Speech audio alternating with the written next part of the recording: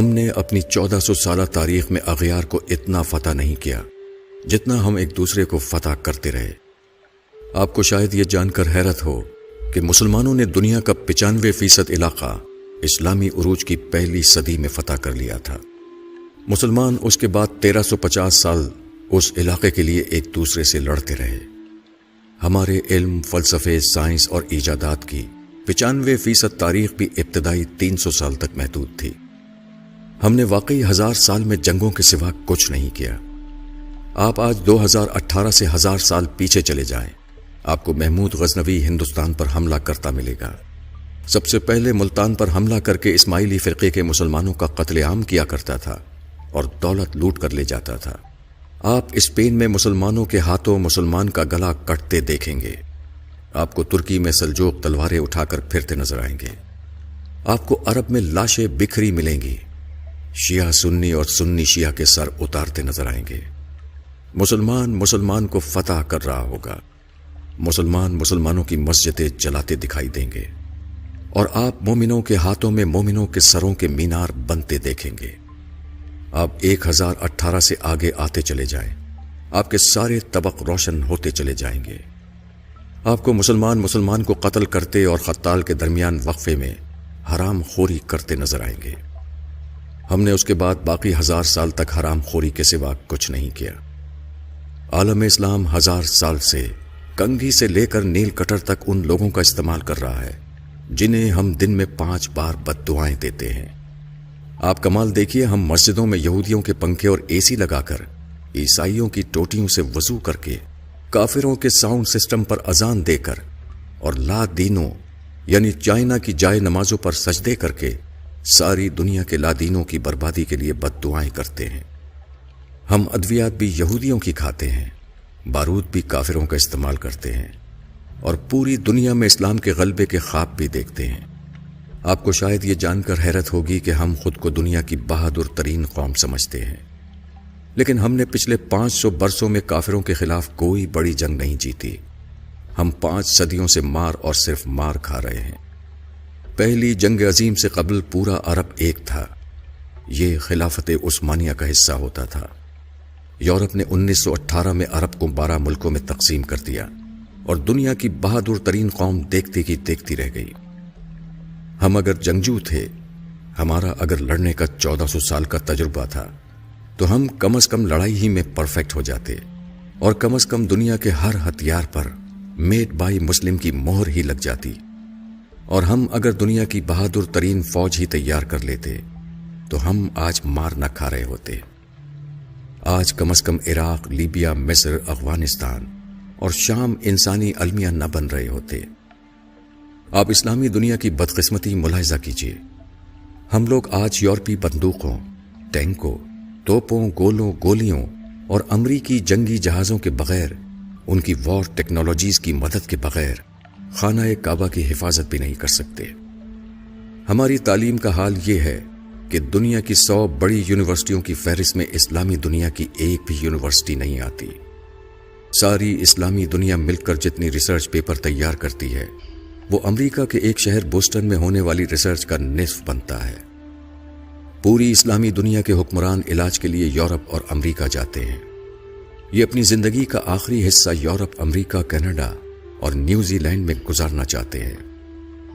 دنیا کی 90% تاریخ اسلامی ملکوں میں ہے، لیکن اسلامی دنیا کے 90% خوشحال لوگ سیاحت کے لیے مغربی ملکوں میں جاتے ہیں۔ ہم نے 500 سال سے دنیا کی کوئی دوا، کوئی ہتھیار، کوئی نیا فلسفہ، کوئی خوراک، کوئی اچھی کتاب، کوئی نیا کھیل اور کوئی اچھا قانون نہیں دیا۔ ہم نے اگر ان 500 برسوں میں کوئی اچھا جوتا ہی بنا لیا ہوتا تو ہمارا فرض کفایہ ادا ہو جاتا۔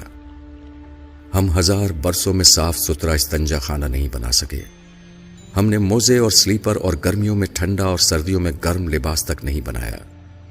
ہم نے اگر قرآن مجید کی اشاعت کے لیے کاغذ پرنٹنگ مشین اور سیاہی ہی بنا لی ہوتی تو ہماری عزت رہ جاتی، مگر یہ بھی ہمارے علماء کی فکری ارتقاء میں بسنے والے کافروں نے ہی بنائی ہے۔ ہم تو خانہ کعبہ کے غلاف کے لیے کپڑا بھی اٹلی سے تیار کراتے ہیں، ہم تو حرمین شریفین کے لیے ساؤنڈ سسٹم بھی یہودی کمپنیوں سے خریدتے ہیں۔ ہمارے لیے آب زمزم بھی کافر کمپنیاں نکالتی ہیں۔ ہماری تسبیحات اور جائے نمازیں بھی چین یعنی ایک لادین ملک سے آتی ہیں، اور ہمارے احرام اور کفن بھی جرمن مشینوں پر تیار ہوتے ہیں۔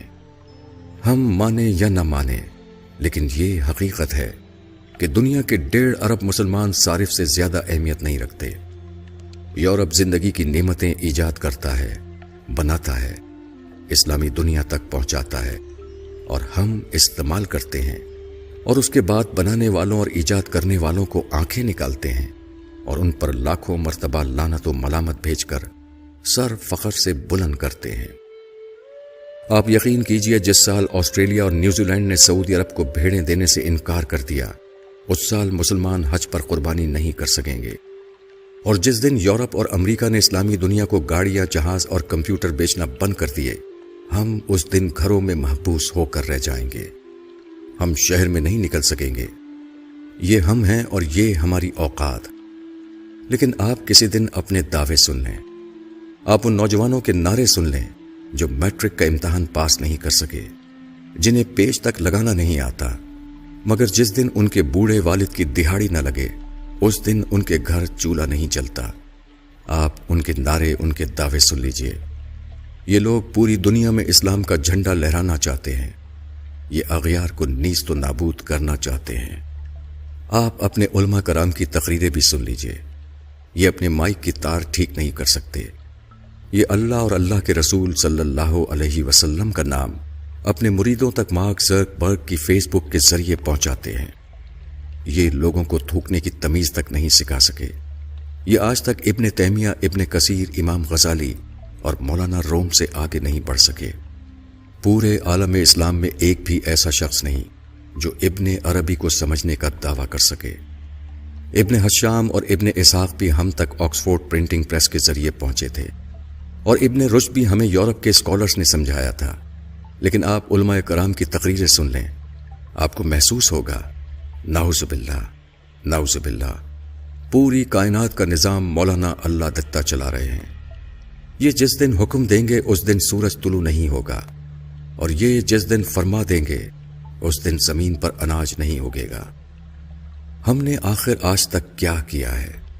ہم کس برتری پہ خود کو دنیا کی عظیم ترین قوم سمجھتے ہیں، جو آج تک ہر جمعے کے خطبے میں گلا پھاڑ پھاڑ کر نظام مصطفیٰ صلی اللہ علیہ وسلم پر فخر کرنے کے باوجود اسے مسلمانوں کے کسی بھی ملک میں نافذ نہیں کر سکے؟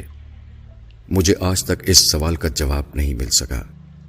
ہم اگر دل پر پتھر رکھ کر یہ حقیقت مان لیں تو پھر ہمیں پتہ چلے گا کہ ہماری حرام خوری ہماری جینس کا حصہ بن چکی ہے۔